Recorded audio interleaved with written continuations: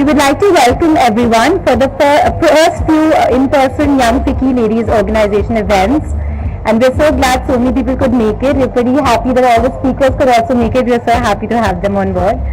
I would like to invite Ridhima, who's the Young Picky Ladies Organization chairperson. Please, can we have her?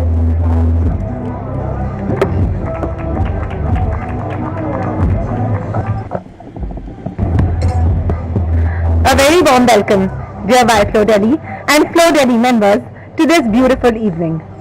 To be able to just be together in this festive October month, in this gorgeous ambience, is what truly defines luxury for me.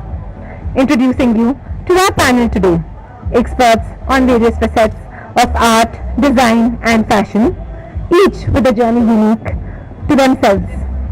Starting with our moderator for today, Supriya Dravid, Editor-in-Chief, RJ Lux.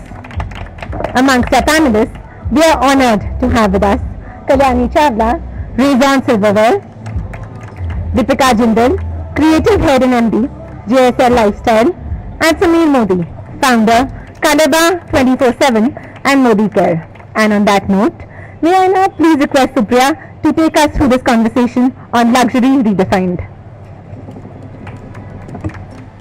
Hi everyone, can you hear me? I didn't hear you all though. Thank you so much to the Young Picky Ladies Organization in Delhi to have us here. I think it's great to actually have conversation and say you're not on mute. So I think the past year is not just luxury but pretty much everything that has been redefined for all of us. And it's rather surreal to be doing this in person with all of you. I'm going to start with opening up a question to the panel, and I want to start by saying all of you have experienced the full push of being in business of luxury pre-pandemic. How has the business of luxury been redefined during this pandemic for all of you? Because it's not just that the products considered luxury in the past won't be in the future. It's that they will have a new face, they'll have a new competition, a new luxury consumer, and a different form of spending. What are your views? We'll start with Kalyani and then we'll move on. Hello, is it on? Okay, it's on, yeah. Thank you for having me here. We've had this absolutely unprecedented time over the last 2 years, which has been more than just tragic financially, but I think the second wave was just so, I feel I've come out of a battlefield, in so many ways. Business has, I'm in the home business in sense of interiors, and I have to tell you something quite interesting, that even during the lockdown, the first time, I was running into my store, getting stuff and Instagramming. I think people are just so bored sitting at home, no travel, saving a lot of money, and looking around their home and saying, okay, we need a change. So in a way, the kind of business that I'm in, fortunately, has been not as bad as I thought it would be. Obviously, the spend has gone down. People are very conscious of spending money at many levels, But as far as the home is concerned, and I'm sure all of you agree, you all have made changes in your home. Husbands are so involved in the home right now, and I love husbands coming to shop because they're like, ye le lo, chalo khatam karo, let's go. So it's been not that bad, and the weddings are back. Thank the Lord for that. I do a lot of wedding gifting. And being in Delhi, I've realized we're a very generous lot. There is constant gifting, someone's birthday, someone's anniversary. And in terms of my business, I don't think it's been as hard or as bad as it could have been, which I'm really grateful for. Meanwhile, lipstick sales have gone up tremendously, which I'm sure Mr. Modi will tell us about. But Nykaa had some 3 crore lipstick sales in a month or something. I have a friend in Nykaa who's giving me, they said, who is wearing lipsticks under the mask? I have no idea. But interesting how certain businesses have actually seen so much success. But yeah, I'm going to pass the mic on to Deepika and. Sorry. It's right there. Oh, okay. Yeah. It's on. Yeah, thank you. It's a pleasure to be here and to speaking to everybody around here. And what Kalyani has just said, I think there's some similarity in what I also would like to share, because I feel that the first phase of the pandemic, business was much better. I think after the second, there was a slight change in the outlook of people, and because there were a lot of losses and a lot of sadness around, and the mode of shopping was much less in the second phase. So there was this stark difference between the first and second. I come from a the kind of business I do is not very high-end silver luxury business. Mine is stainless steel. It's very, very related to everyday home products. So there is this, in my kind of business, there's always this seasonal ups. You know, when it comes towards gifting, Diwali, there's a lot more sale, and then during the year, it's a little bit lesser than the peak season. So generally, business this year, I think more because corporate gifting is something that we do a lot, and I think this time the corporates are not so hunky-dory about buying things. So there is definitely a change in that. If I say in terms of volumes, there have been a little bit of difference in the business. But on personal one-to-one sales, yes, business has been the same. And I know that the way people buy, the way they think now is much, much more different from what they would do earlier. So that conscious change has happened. But I'm very happy to say, because stainless steel is such a, it covers all the parameters that people want to look at in terms of eating, and whatever I try and create is very relevant to what people really want, because we manufacture our own, we design our own, and then somewhere I think we are in sync with what people want, and we are more relevant there. So thank you so much. Good evening, ladies. I'm very honored to be here. And when Bhavna asked me to come here, I didn't know what to speak on. And one man among three beautiful ladies. The good part is that there are about 50 ladies in this audience, and 5 have masks on. So I know that. I was just counting. I know that my cosmetic product definitely has a market. But for me, the experience has been slightly different. I think that pre-COVID, makeup was all about experiencing it, trying it, flirting with it. And post-COVID, no longer about flirtation, no longer about visiting stores. It's more about the internet. As new brands coming in, D2C has become a very big player in the cosmetic market. And like Kalyani said, 3 crore lipsticks. Most of them were kiss-proof. Mask proof. It should be mask.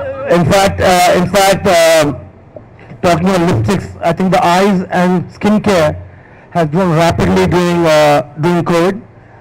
From 10% of our business has become 35% of our business is skincare. But a lipstick which is extremely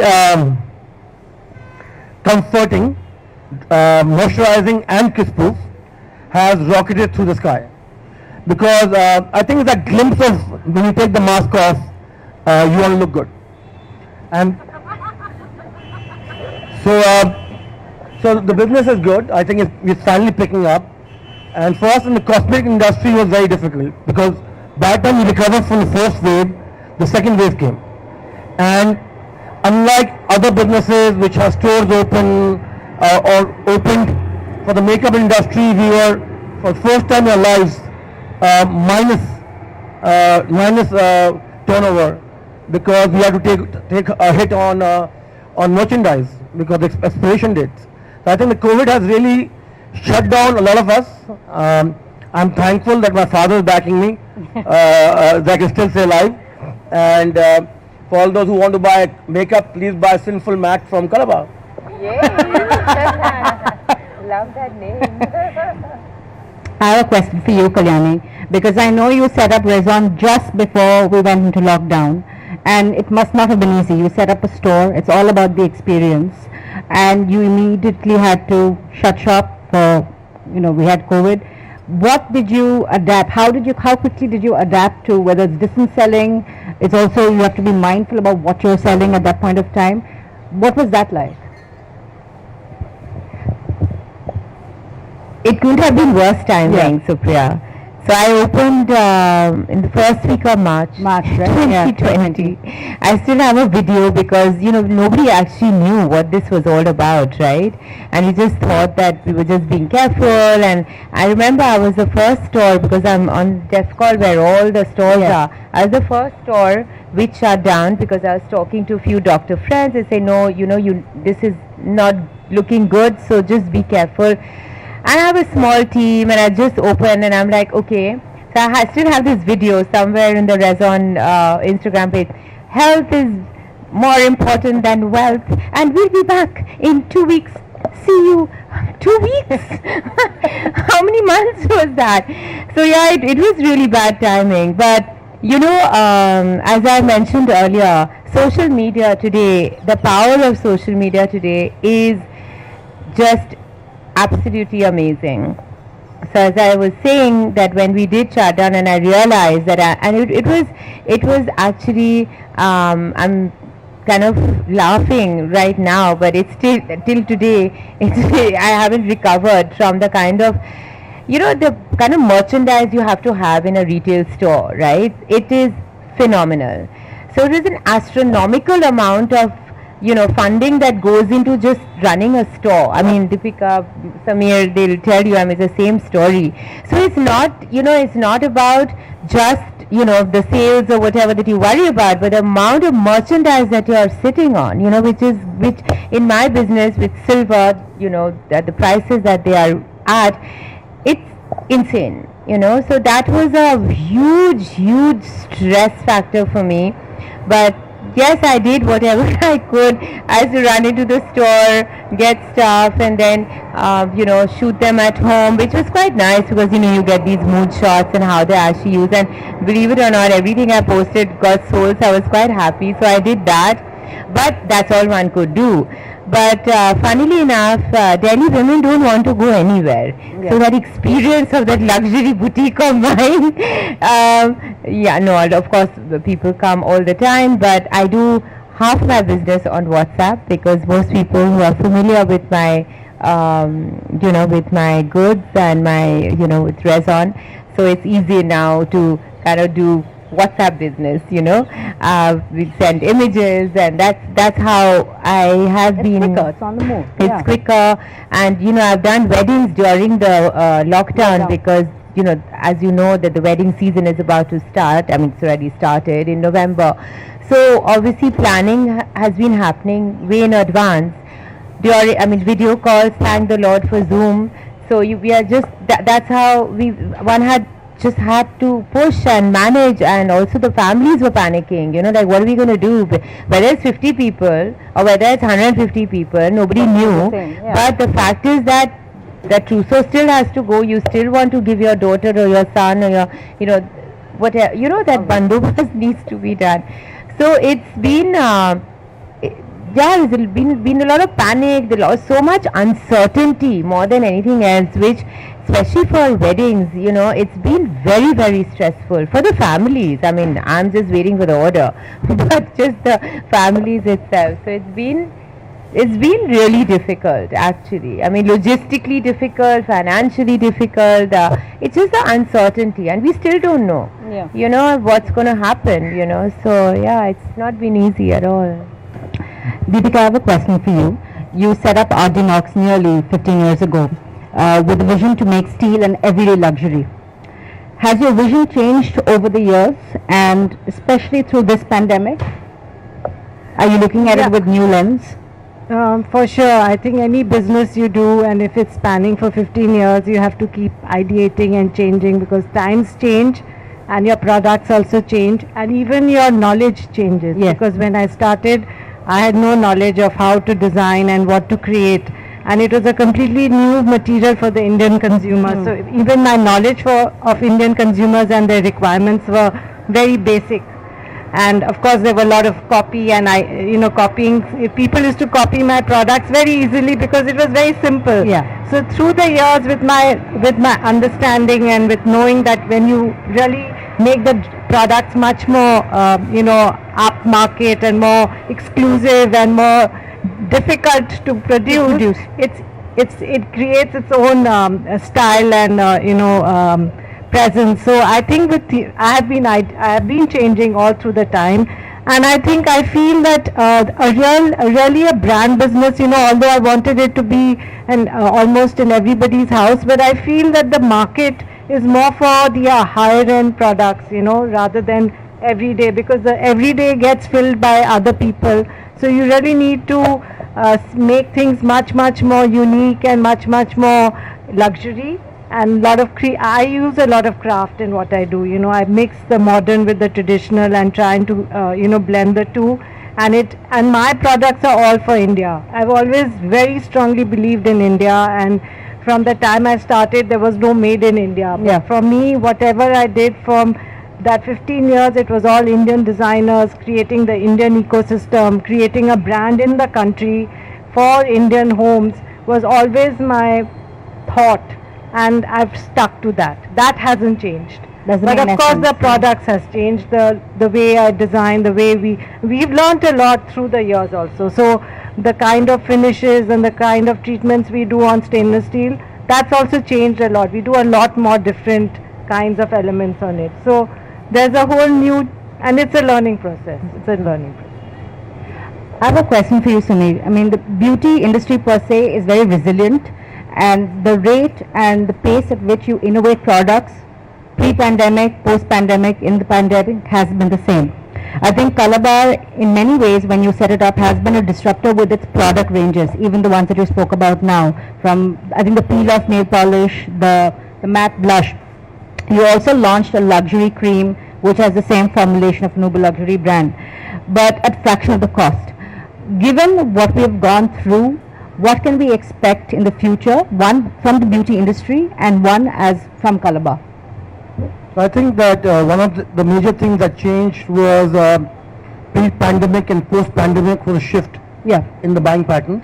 We also had a lot of time to stare ourselves in the mirror, right? And also a lot of people are now wanting ethical products. Yes.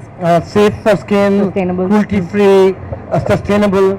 So one of the things that, although we do product development 1 year forward, so what we had to do after pandemic was to bring in the skincare forward, and like you mentioned that the formulation is same as the luxury brands, and they are. I mean, our lipstick is same as NARS, our eyeliner same as Urban Decay, another lipstick is same as Charlotte Tilbury, our nail polish is same as Chanel. So we don't make in India simply because of we want to get the best better out there with Indian prices. And what's going to happen in the future is where we are going.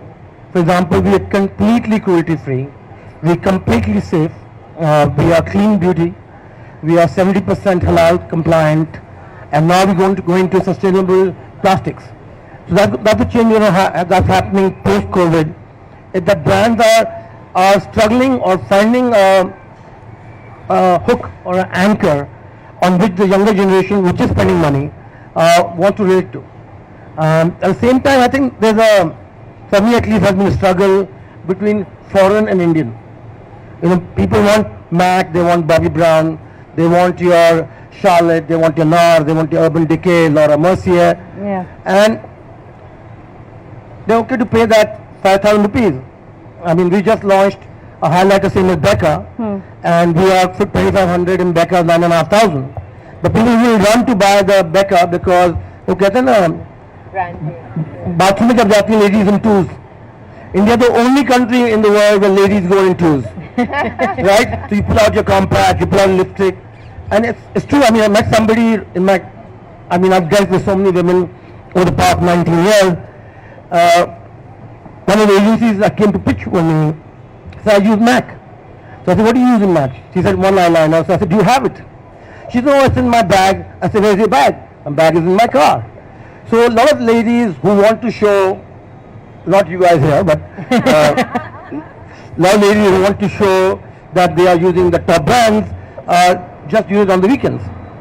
And for us, one of the things that we want to do is put a Calabar lipstick in every woman's handbag. Because I believe, and that's my change in my philosophy post pandemic, is that every person needs a little bit of magic in their lives. And I think that makeup is truly magical because it transforms you. For $200 you can feel damn good, and more than it's like a blip, right? Yeah. So I think that's a change that we as Calabar are experiencing, and also I think it's really been tough. Do you also want to talk about, with silverware and with steel, it's also about the experience of the store, the products. I know what was interesting is when you said, you had a lot of sales from WhatsApp. With steel and with beauty per se, you're at an advantage because you have Nykaa, you have beauty, portals that where you could sell, where you have a product you can launch and within a few minutes it goes off. How has that benefited Calabar? Well, Nykaa never benefited us because they copy us before we launch. So we've done exclusive collection with them, and a day before they've launched the same collection. But unfortunately, you can't do that Nykaa if you want to be in the beauty space, in the beauty world. But I think the likes of Nykaa and other brands have not gives the experience. Yeah. For example, what we have to do is innovate, and we bought artificial intelligence in. So now you can do a virtual makeover next month. You can do virtual consultancy, and you can actually look in the screen and order. So those are the things that are coming about in the makeup industry, that to give the same experience as in shop online. So that is where the world is going, and that is where Calabar truly is going, is to get women to come to our site and shop on our site. Also, you must understand that right now in the beauty industry is the hottest industry in India. Every PE fund, every small brand, every brand from a house is getting funding.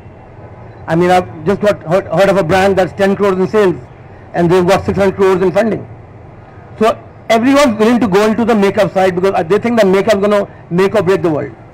And that's why online has become far more important. And I think that if any brand has to survive, then they have to concentrate online on their own websites and not the likes of Nykaa. And I feel the big change is going to be next month when Reliance launches Geo Beauty. Yeah. It's going to be interesting. It's going to be interesting. I just want to say, coming from a luxury fashion background, as you know, I was in. Yeah. So, when you came to the store, that experience that you just spoke about, that was so important. And we never actually at Dior, when I was there for 12 years, we never really did send things to the house.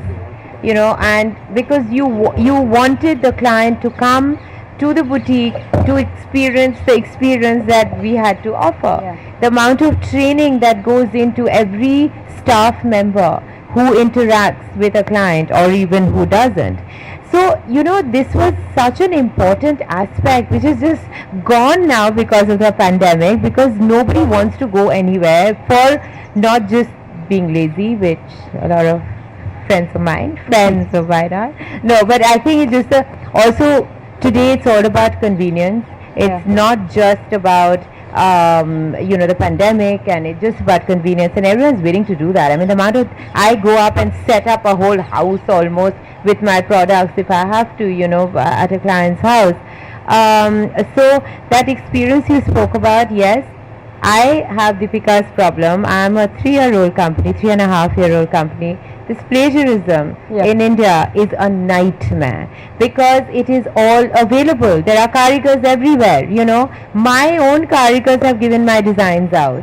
It's just so difficult to control, and there's nothing you can do. There is this one brand, and I'm going to take their name, Argentor, okay? They copy everything, including the Instagram page. I have these lotuses, they've copied that also, the post. I mean, it's incredible. And it's just such a coincidence that my store right now in Defcor was an ex-Argentor store. So actually I've had women coming for repairing their stuff, and this is a problem. It's not just being copied, but cheap copies is what annoys me more. And they've come with the exact copy of my product. You know, it is just frightening, and this is what Deepika has been struggling for 15 years, and I follow the fashion cycle. So I'm very conscious about a change, because you know, everyone, when you come to a store, especially retail store, or you give your, you know, catalog out, which I don't very often, but whatever, you have to show something new. You know, so every time you walk in, you must find something new. So I follow the fashion cycle, but obviously not 4 seasons, but just one, which is during Diwali. So you make that new collection. But you know, it's such a struggle to not be copied. I mean, there are no laws, there's nothing. I think there's only 1 or 2 designers who actually sued and won. But it's just a nightmare, because you spend more money on lawyers and the legal aspect of it, and God knows none of us needs any more of that. So yeah, I'm like, go copy, it doesn't matter. But the web, yeah, it's really annoying. But I think it is really what is happening, as Samir said, is online. It's a click of a finger, sitting in traffic, on your phone. I mean, you know, you can get from a lipstick to a, I don't know, a tea set or The world becomes smaller, right? Geography is history. It's convenience, actually. You know, we are all somehow running against time, you know, for some reason or the other. So it's I think just pure convenience. And I don't have a website, again, because I'm like copied, like I'm going to put my everything out there, but I know I have to do it. So yeah, that experience will now go into how nice your website looks. I want to talk a little bit about consumers. I feel in many ways they're getting a lot younger. There's the Gen Z, there's the Gen G, and I think together with all the millennials, they'll drive up to 180% of the luxury market growth to 2025. Young consumers are more resilient than the older consumers, and they're poised to spark a rebound a lot more quickly. How much in your businesses do you target the new Gen G? We'll start with Deepika, then we'll go on to Samir and then Kalyani. Well, my products really don't fit in the Gen G, because it's more for people who are sort of having their homes, who are starting a new home, and more in the late 20s, early 30s, when you're beginning to build your own house, because I think household products are basically more when you want to make your home. But of course, I would like to share on the changes in consumers since the 15 years, because I'm dealing with them since 15 years. My basic knowledge of this is that initially when I started, they were very brand conscious of international brands. There was never this desire for Indian brands. Indian brands were considered to be actually a complete no. You know, they would feel there's no quality, there's no everything about it, and so it was like, no, I can't pay so much for something like this. But I think somewhere slowly in the last 5-7 years, I think this Indian and conscious Indian feeling has come back into every person's mind, whether they are old or young. So there's this shift towards international brands to Indian, and protecting Indian products and Indian stuff. So that is a very good change. Secondly, I feel the younger lot is not about, they are of course very brand conscious, but they are not about brand. They buy what they like.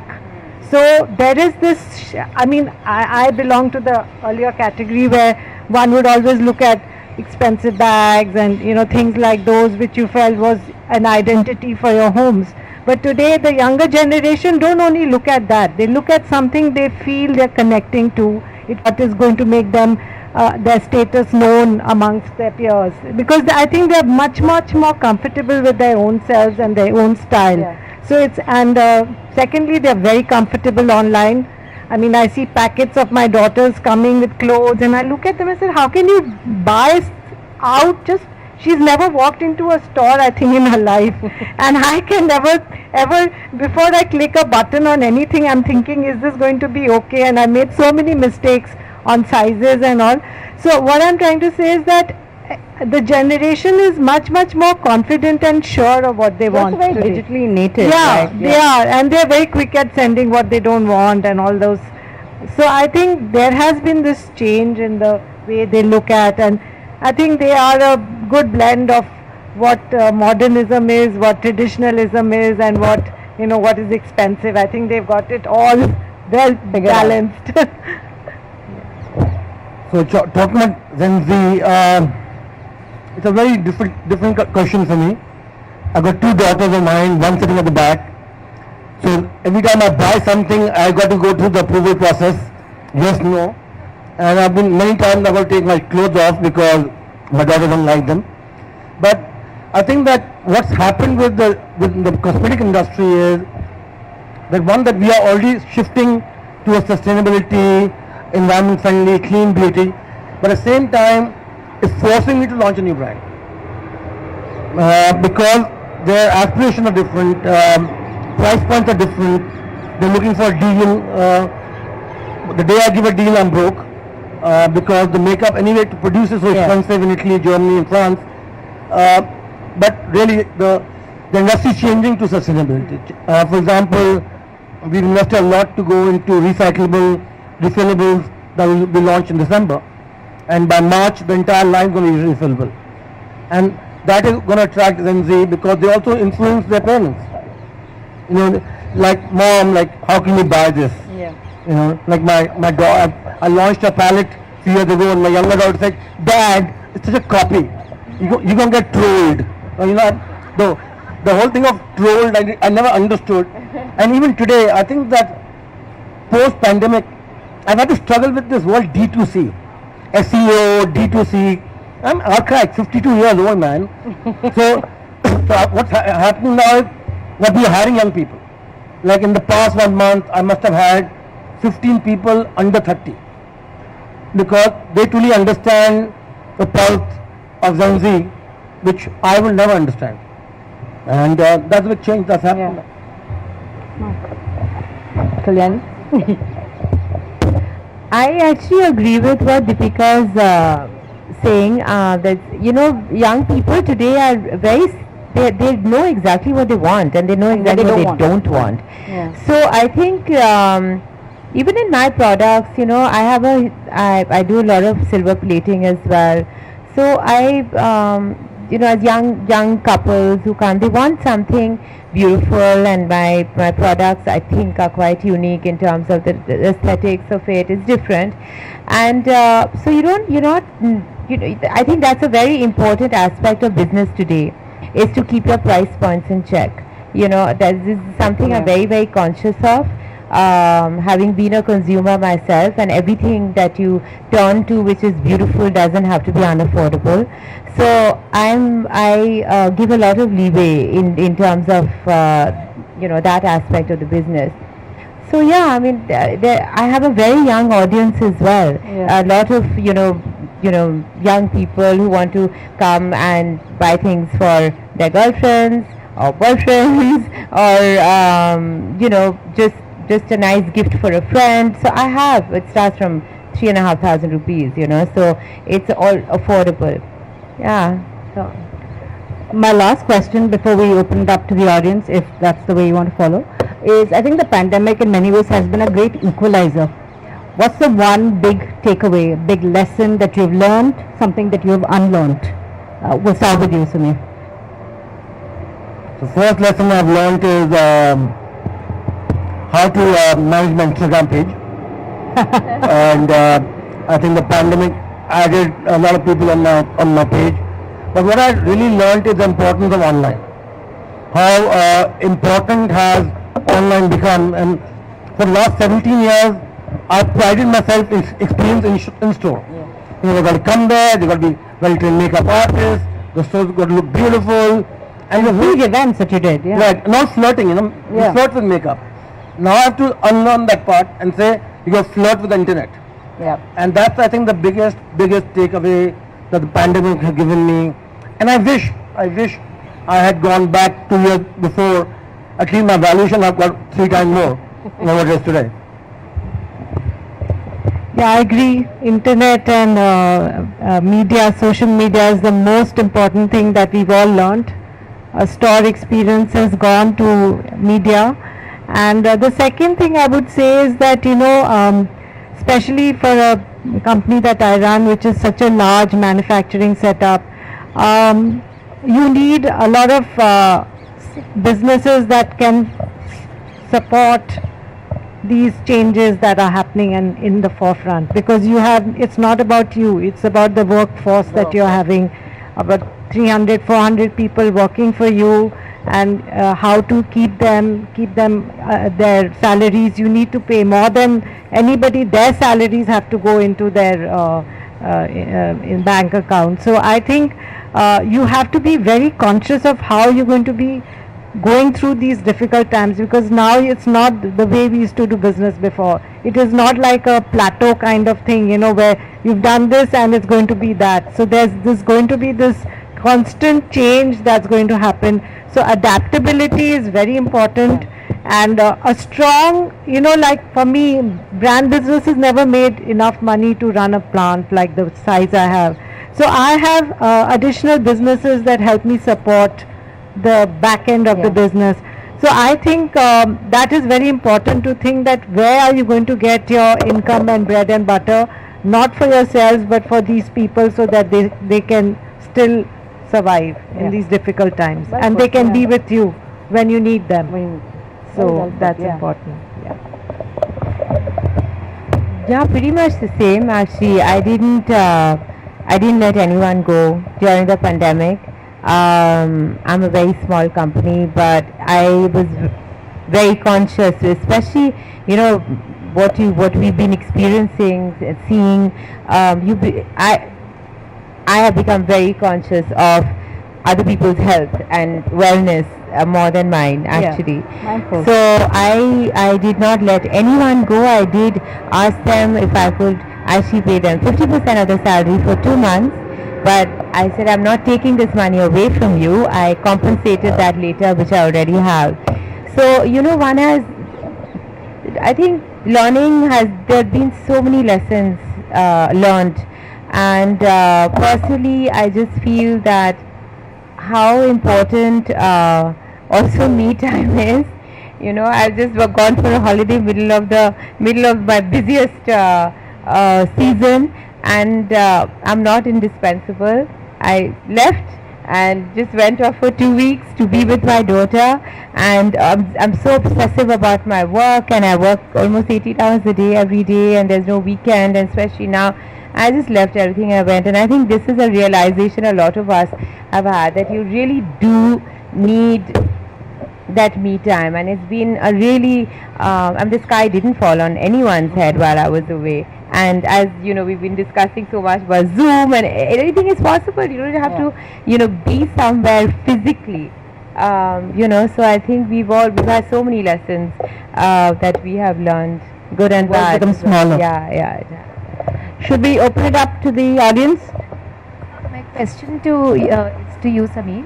So a lot of online brands have come in, like Mamaearth, and a lot of skincare brands and other plain digital brands. So what do you think is going to happen with, a space?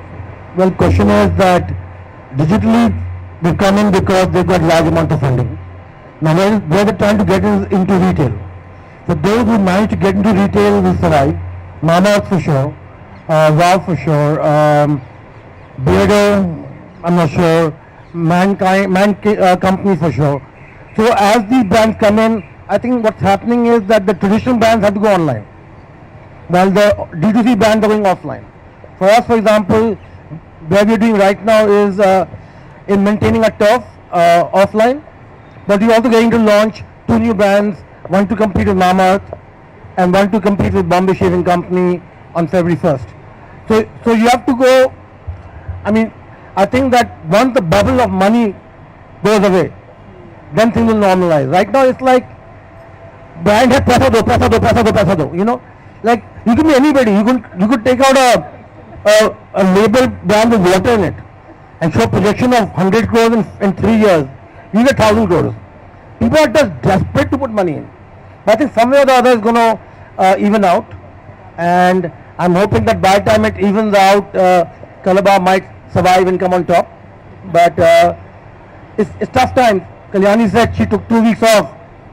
I can't take 2 minutes off because... That's what you think. Oh yeah, darling, believe me, when you got in the last, for example, in the last 3 months, on pre-funding, 1,000 crores being put in the market. And I put 1 crore in the market. So that's a change. I think like your question is, it will even out, but for brands, traditional brands, it's still going to be a rough road. Anyone else for any questions?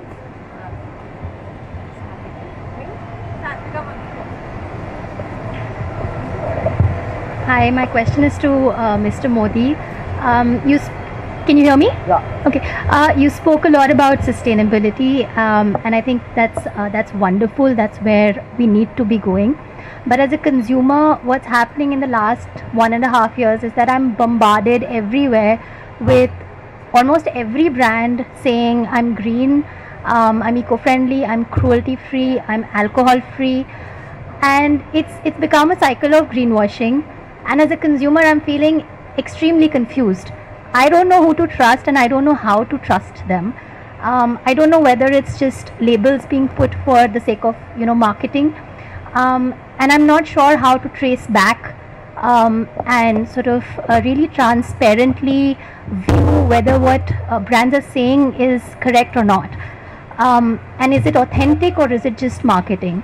How would you describe your journey when you're sort of moving towards sustainability? I know it's probably stage wise, but I'd love to know, as a consumer who wants to know whether you're authentic, what would you say to me?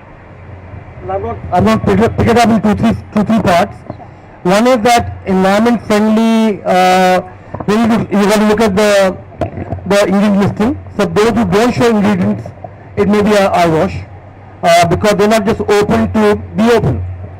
In terms of clean beauty, it's a very wishy-washy term because there is no term known as clean beauty right now. So cruelty free, it needs certification by the organizations, and you're right, many people are saying sustainability. Many people are saying cruelty free, safe ingredients, blah blah blah blah blah. You also look at the price.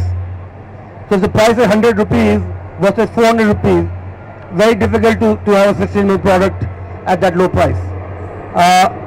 And just look at the research. Ask the question on their websites, look at social media, look at the bloggers, what they write.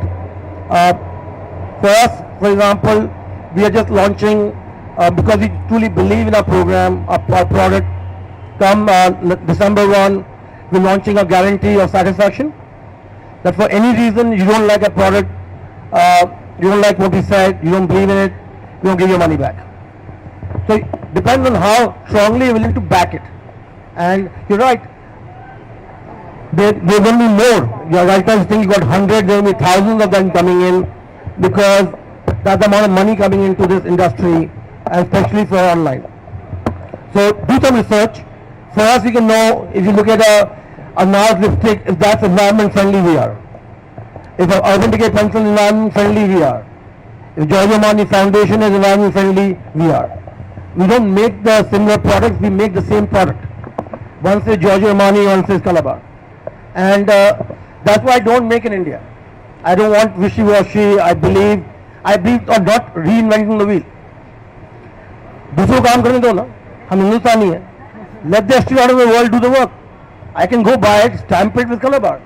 Yes, the only reason is people sitting here are more happy paying more money for the same product, because in the people that we roam around with, it is very difficult to say कि मैंने हिंदुस्तानी product लिया है. I mean that is a given.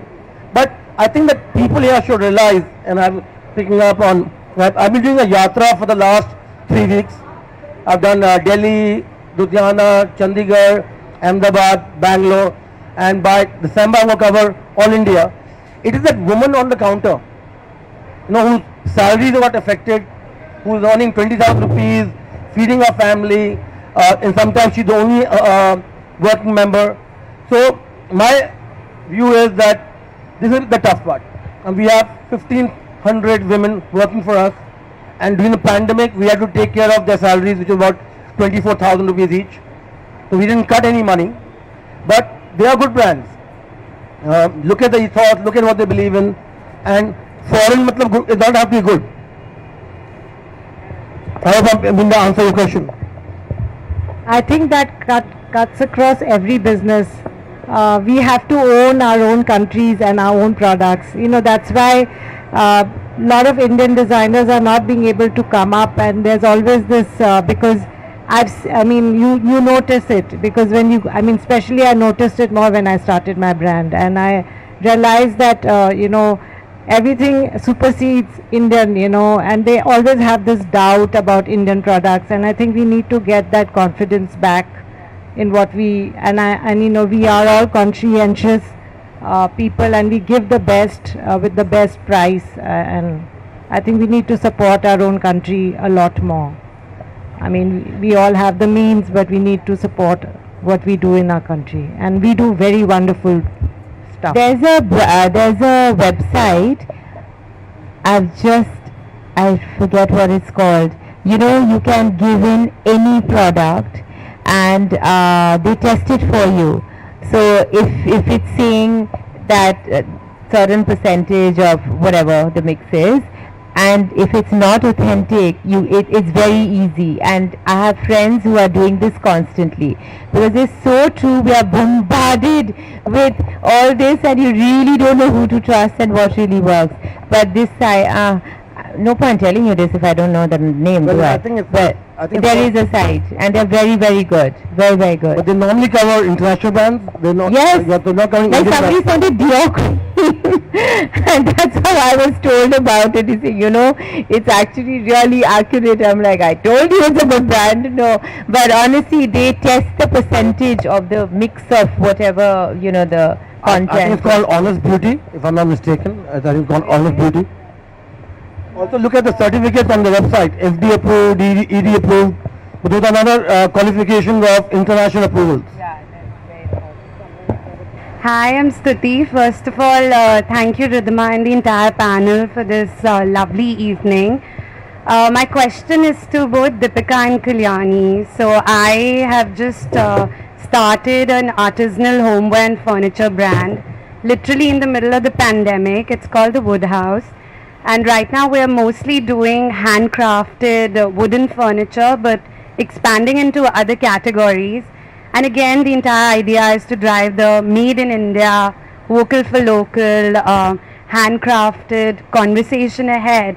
But of course our price points are higher. And then with the IKEAs of the world coming in, what would your advice be for, a budding homeware brand to keep going? You just have to create your own niche. There's so much of everything available. Don't be afraid. You have to have especially in your kind of business or my kind of business, Deepika's kind of business, we need to create that signature piece, that signature rather.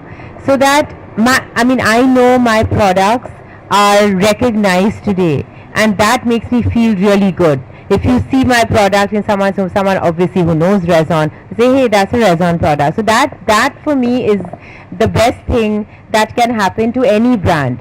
So you have to create your signature style, and don't be afraid of competition. Competition is good. It keeps you, creatively active and wanting to do better.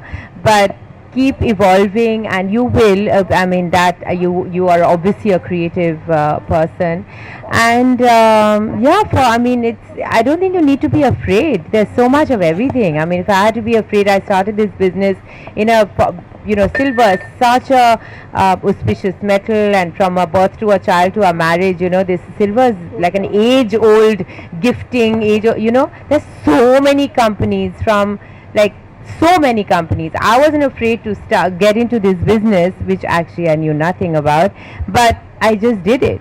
So you don't be afraid. Just create your niche and create your signature. Yeah. Hello. Here. Okay.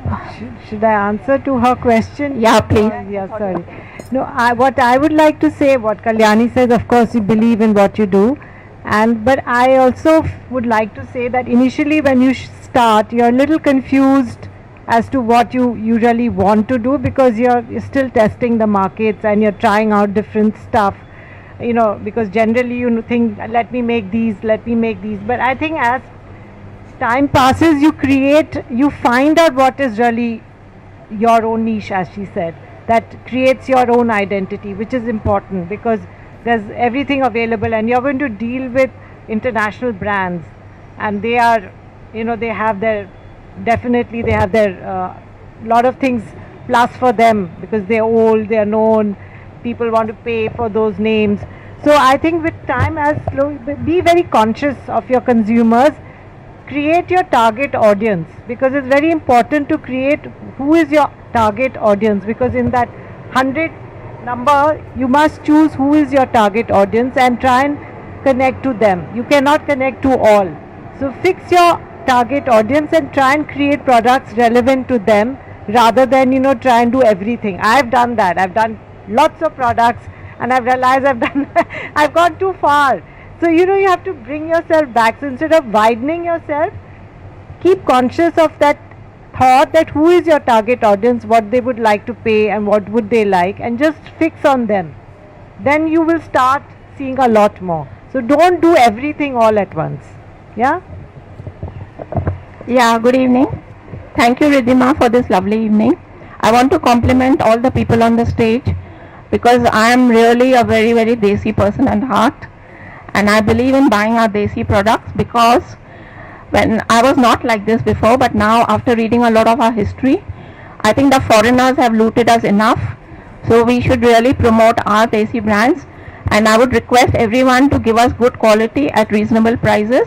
Then there is no need to turn to the foreign brands and waste our foreign exchange. Thank you. Yeah, you can come and shop.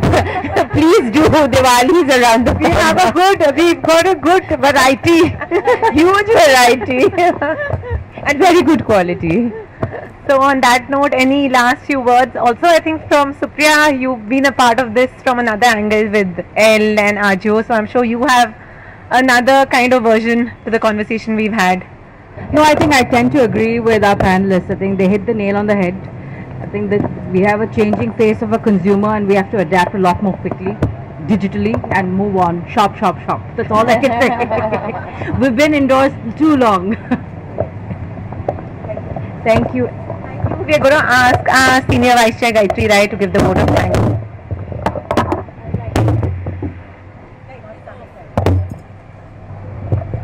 I would like to thank our panel for a very interesting discussion. A big thank you to all our partners for today's event. Artinox, Ravish Kapoor Designs, Addicted Freshly Baked, The Brand Concierge, Take Pop Up, and 1AQ. We would also like to take this opportunity to thank our panelists and give them a token of appreciation. Anubhav Nath to Supriya Dravid.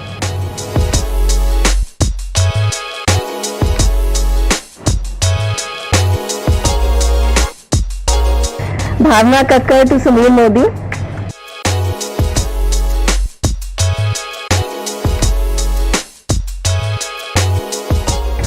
Gunjan Podar to Kalyani Chawla.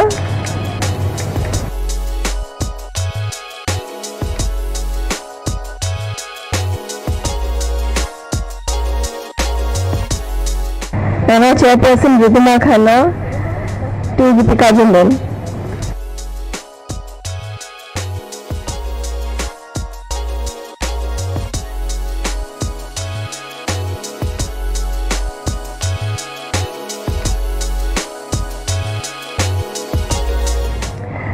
YFLO and YFLO Delhi members, thank you so much for joining us today. Please do take a moment to check out the beautiful all Indian brands participating in Take Pop-Up's exhibition downstairs. Thank you. Committee, could you please have you on stage, please?